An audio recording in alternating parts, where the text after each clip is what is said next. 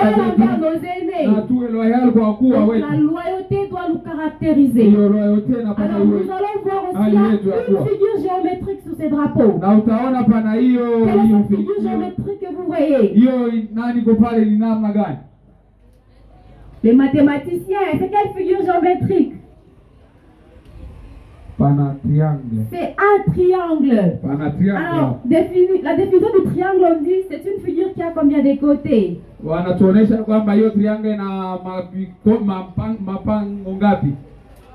Trois côtés.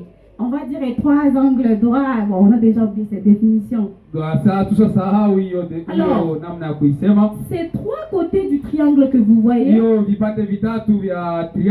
sont les trois dimensions que la jeunesse promouvoit. Nous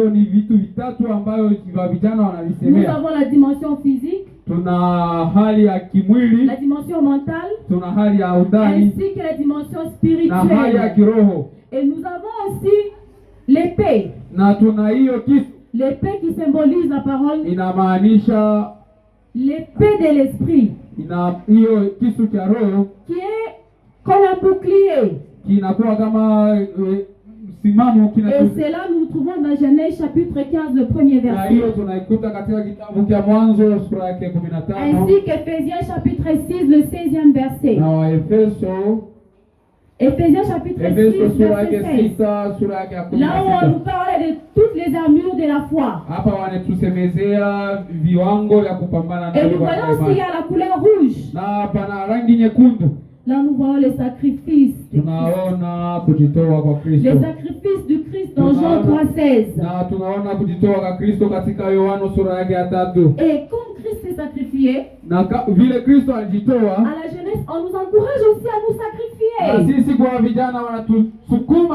donner nos corps comme un sacrifice.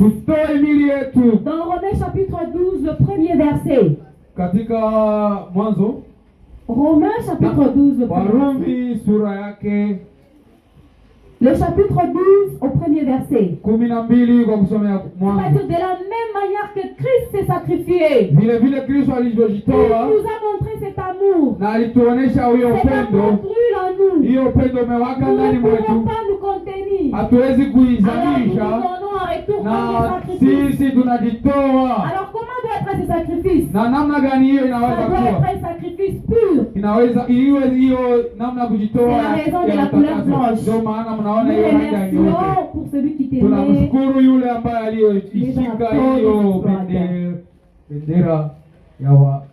Nous avons notre drapeau des ambassadeurs. Je ne sais pas si nous sommes ensemble.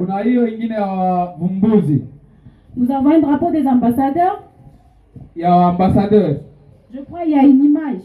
C'est pas si elle est visible. Qu'est-ce que vous voyez?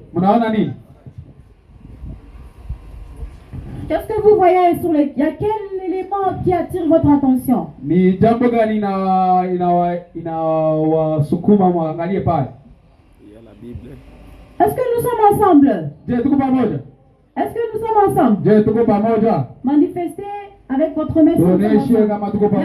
Qu'est-ce que vous voyez? Tunaona nini pale? Sur le drapeau des ambassadeurs. Katika hiyo bendera ya ambassadeur. Il y a la Bible. Qui vous a dit que c'est la Bible? Nani aliwaambia sawa ni Biblia? Ça se voit. Pardon? Vous avez vu? Et comment est cette Bible? Na hiyo Biblia iko namna gani? C'est ouvert. Merci maman Kavira. Comment est la Bible? Elle est ouverte. La Bible est ouverte. Biblia iko wazi. Alléluia peuple de Dieu. Amen. Alléluia peuple de Dieu. Amen. C'est une Bible ouverte. Ni Biblia iko wazi.